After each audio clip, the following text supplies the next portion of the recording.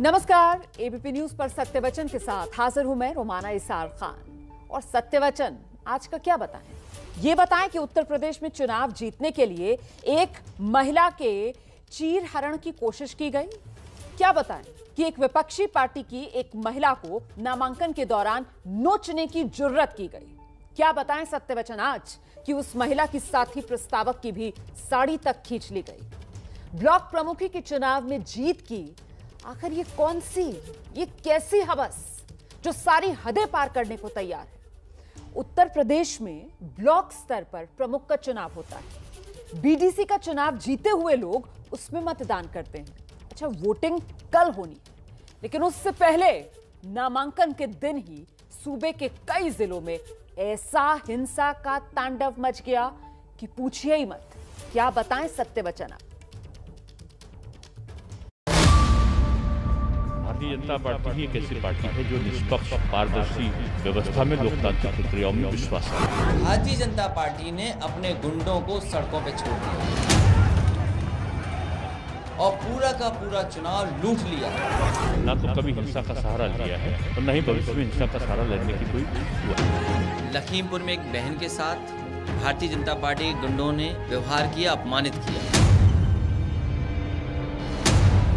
महाभारत में चीरहरण हुआ था, वही तो पैटर्न बीजेपी के शासनकाल में है। ये लोकतंत्र को मानने वाले लोग नहीं हैं। कहीं गोली चली, कहीं गोले दगे, हंगामा हुआ, हिंसा हुई, तांडव की तस्वीर में चुनाव का चीरहरण कर दिया गया। तो फिर ऐसे में सवाल है कि कहाँ है इंसाफ की आवाजें, कहाँ है इंसाफ के तकाजे, कहाँ है नारी के रक्षक, कहाँ है उसकी अस्मिता के रखवाले, कहाँ है जिन्हें नाज है हिंद पर। और सत्य वचन तो यही है कि पहले ये एक बेटी है, एक माँ है, एक बहन है, फिर उसके बाद किसी पार्टी की नेता या प्रत्याशी। मगर जब चुनाव के नामांकन के दौरान उसकी आबरू पर हाथ डाल दिया जाए, जब उसकी अस्मिता को चुनावी हवस से नोचने की कोशिश कर दी जाए, तो वो क्या करे? मेरी किसी ने नहीं सुनी। इतना हम पर अत्याचार हुआ कि बच गए, मेरी फांसी भी लग जाती उस साड़ी से। सूबा उत्तर प्रदेश, जिला लखीमपुर खीरी, ब्लॉक पसगवां में समाजवादी पार्टी की प्रत्याशी रितु सिंह नामांकन करने पहुंची थी, मगर यहां पुलिस की भारी मौजूदगी के बावजूद इज्जत बचाने की नौबत आ गई। कोई एक बार देख करके कह नहीं सकता कि पुलिस के घेरे में फंसी जमीन पर पड़ी वो महिला चुनाव लड़ने वाली है। कोई कह नहीं सकता कि ये महिला नेता है, ब्लॉक प्रमुख की प्रत्याशी है, बल्कि लगता तो ऐसा है कि जैसे राक्षसों से अपना शरीर बचाती कोई अबला है। बहुत देर तक, 1 घंटा तक हम पंगा लेते रहे, अपना बैग नहीं दिया, पर्चा नहीं छीनने दिया, अंदर पहुंच गए। वहाँ रेखा वर्मा के गुंडों ने खूब 200-250 लोग थे उनके, उन्होंने खूब छीना झपटी की हमसे। उसी बीच मेरी साड़ी खुल गई, ब्लाउज मेरा फट गया और मेरा पर्स छीन लिया। उसमें मेरे जेवर थे और रुपए थे। पुलिस के सामने ये सब होता रहा, पुलिस कुछ नहीं बोली? सब कुछ होता रहा, पुलिस ठाड़े ठाड़े देखती रही। इतना अत्याचार हुआ कि मेरी साड़ी फाड़ी सब खुल गई, पर पुलिस ने ये भी नहीं कहा कि ये क्या कर रहे हो इस महिला पे अत्याचार। साड़ी खिंच गई थी, वो चुनावी दरिंदों के बीच घिर गई थी और पुलिस सब कुछ देख रही थी। और तब सितारधारियों के कांधे के सितारे सुन्न हो गए थे, बूटों की धमक शांत हो गई थी, शायद हाथ भी कांप रहे होंगे, तभी तो लाठियां तक चला ना सके। रेखा वर्मा सांसद के गुंडों ने मेरी पकड़ दी साड़ी, हमको बाहर फेंक दिया। और आरोप यही लगा कि बीजेपी सांसद रेखा सिंह के समर्थकों ने ही इन महिलाओं से बदसलूकी की, साड़ियां खींची। लखीमपुर में न सिर्फ सपा प्रत्याशी रितु सिंह की इज्जत को तार तार किया गया, बल्कि उनका नामांकन भी ना हो पाए इसका पूरा खाका खींच लिया गया। उनका पर्चा फाड़ दिया गया छीन कर, और उनकी प्रस्तावक अनीता यादव की भी साड़ी सरेराह खींच दी। पहले आप किस चीज का पर्चा दाखिल करने जा रही? प्रमुखी का। अच्छा, क्या हुआ आपके साथ घटना? मेरे साथ हुआ, हम लोग अंदर जा रहे थे रोड गेट से, तो लोग अंदर घुसने नहीं देते थे। हम लोग चल रहे थे बराबर, उन रेखा वर्मा सांसद के गुंडों ने मेरी पकड़ दी साड़ी, हमको बाहर फेंक दिया। क्यों कर रहे थे सर? उनके घर से कोई चुनाव लड़ रहा था रेखा वर्मा? रेखा वर्मा स्वयं, रेखा वर्मा, हाँ सांसद, प्रमुखी लड़ रही जी। फिर क्या हुआ, आपकी शिकायत पुलिस थी वहाँ पर जहाँ आपके साथ में ये बदता हो? बहुत सारी पुलिस, कोई नहीं सुना मेरी। मैं आवाज़ देती रही, कोई मेरे पास आया नहीं। वो आए तो मेरे क्रांति भैया हैं साथ में, वो ना होते तो पता नहीं। और इतना बोलते बोलते गला रुंध गया। शायद वो मंजर आंखों के सामने फिर तैर गए होंगे। लेकिन इतना सब कुछ झेलने के बाद भी अनीता अपनी नेता रितु का नामांकन नहीं करा पाई और अपना दुखड़ा जाकर अपने अध्यक्ष से बता आई। लखीमपुर में एक बहन के साथ भारतीय जनता पार्टी के गुंडों ने व्यवहार किया, अपमानित किया। कन्नौज में इसी तरीके से भारतीय जनता पार्टी के गुंडों ने एबीपी के चैनल के पत्रकार को अपमानित किया, पीटा। इसी तरीके से उत्तर प्रदेश के कई बार रहे स्पीकर आदरणीय माता प्रसाद पांडे जी, उनके साथ भी भारतीय जनता पार्टी के गुंडों ने अपमानित करने का काम किया है। ये जो अपमान हो रहा है और जिस तरीके से लोकतंत्र को खत्म करने का काम हो रहा है, उत्तर प्रदेश की जनता देख रही है। समय आने पर भारतीय जनता पार्टी को उखाड़ फेंकने का काम करेंगे। विपक्षी के नाते अखिलेश यादव ने सीधे सीएम योगी को निशाने पर लिया, लेकिन सीएम योगी ने बिना वक्त गंवाए समझ लिया था कि मामला बड़ा है।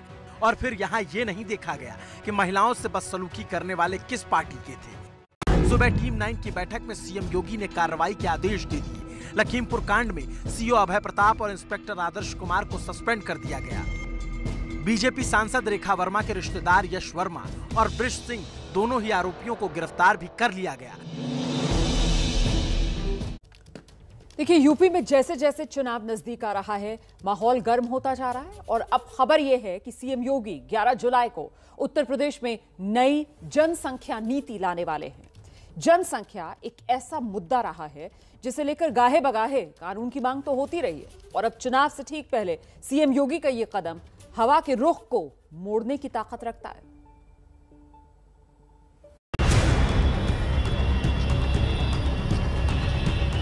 सरकार चाहे केंद्र की रही हो चाहे प्रदेश की रही हो, समय समय पर जनसंख्या नियंत्रण के उपाय क्या हो सके, इस पर वो चिंतनशील रही है।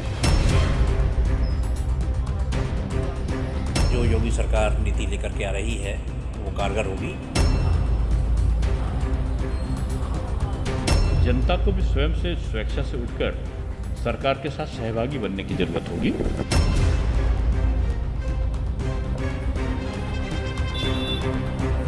आप चुनाव में जनता के असली मुद्दों से ध्यान भटकाने के लिए ये सिर्फ मार्केटिंग इवेंट करते हैं। हमारा कानून सीधा सीधा ये होगा कि जो व्यक्ति जनसंख्या नीति को अपनाएगा उसे तमाम प्रकार की सुविधाएं मिलेंगी। तो जनसंख्या का मुद्दा चुनाव से ठीक पहले एक बार फिर से वापस आ गया और इस बार तो पूरी तैयारी के साथ वापस आया है और उसे ले आए हैं उत्तर प्रदेश के सीएम योगी आदित्यनाथ। क्योंकि इस बार जनसंख्या की बात सिर्फ जुबान से नहीं बल्कि नीति के जरिए वापस आ रही है। योगी सरकार 11 जुलाई को नई जनसंख्या नीति घोषित करने जा रही है।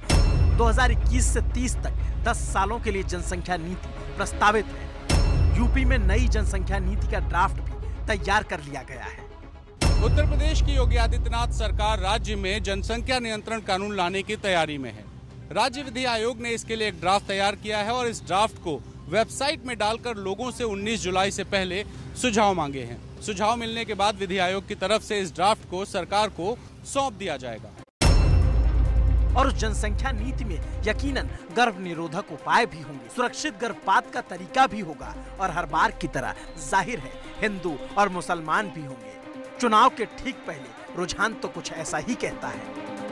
इस तरीके से बार बार कभी जनसंख्या नियंत्रण कानून, कभी लव जिहाद पर कानून और कभी दूसरे कानून की बात की जा रही है। ये सिर्फ और सिर्फ पोलराइजेशन की राजनीति के तहत किया जा रहा है और मैं समझता हूं कि इससे हिंदुस्तान के मुस्तकबिल के लिए भी और हिंदुस्तान की आवाम के लिए भी कोई ज़्यादा बेहतर फायदा होने वाला नहीं है।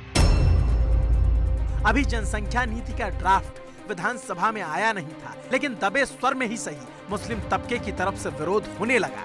लेकिन यूपी सरकार ने तो साफ कर दिया है कि वो बड़ा कदम उठाने की दिशा में बढ़ चुकी है। तेजी के साथ में उन्नति की ओर हम लोग बढ़ रहे हैं। हमारा आर्थिक विकास की गति और अधिक तीव्र बने और सबको हम उनकी व्यवस्था के अनुसार हर परिवार को सुविधा दे सके, इसके लिए ज़रूरत है इस बात की कि हमारी जनसंख्या का नियंत्रण हो, और जनसंख्या के नियंत्रण के लिए केवल सरकारी स्तर पर जो प्रयत्न हैं वही वो काफ़ी नहीं है। जनता को भी स्वयं से स्वेच्छा से उठकर सरकार के साथ सहभागी बनने की जरूरत होगी।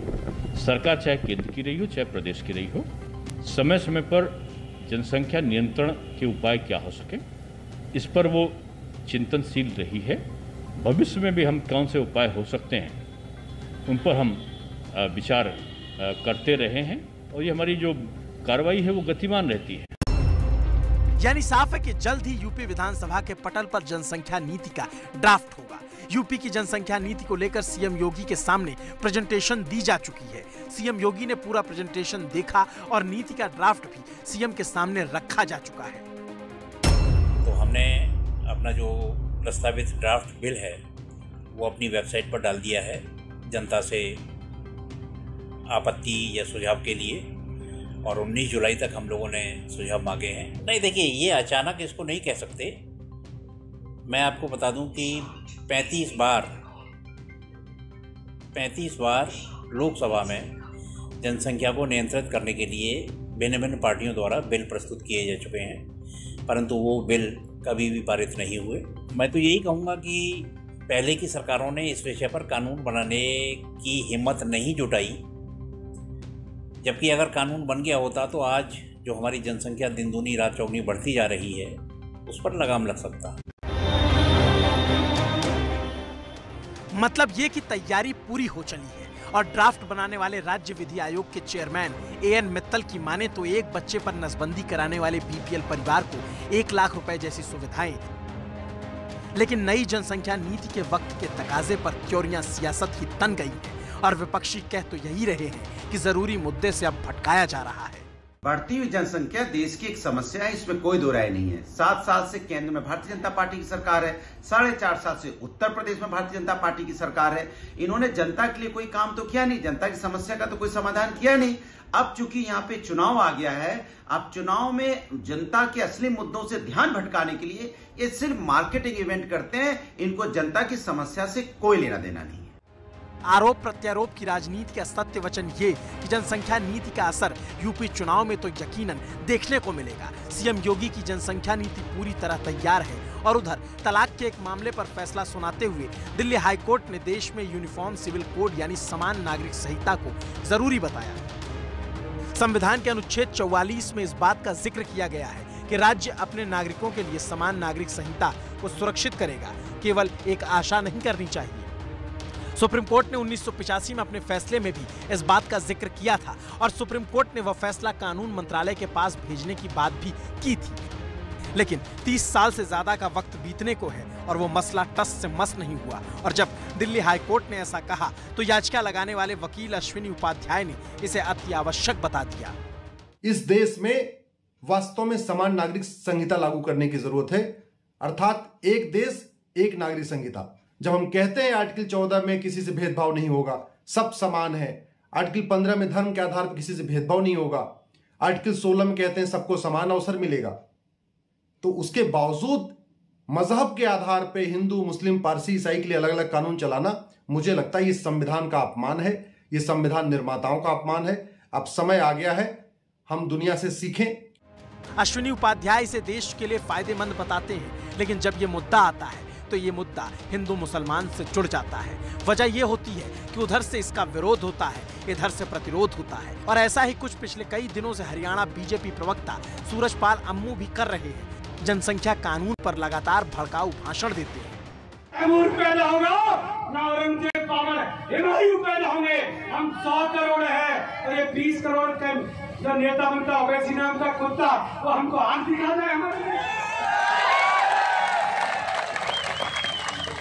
हम सरकार नहीं बनने देंगे। अबे अपना घर तो ठीक है, सीएए का विरोध करते हो। अगर हम सारे के सारे बैठ गए हाईवे के ऊपर तो क्या होगा? कानून 2 मिनट के अंदर बनेगा। हम दो हमारे दो।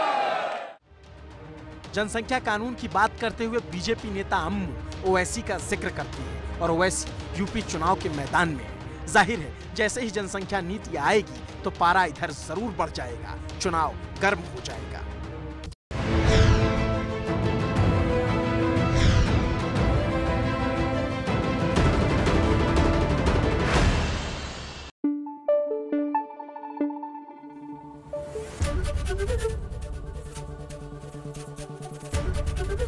एबीपी न्यूज आपको रखे आगे।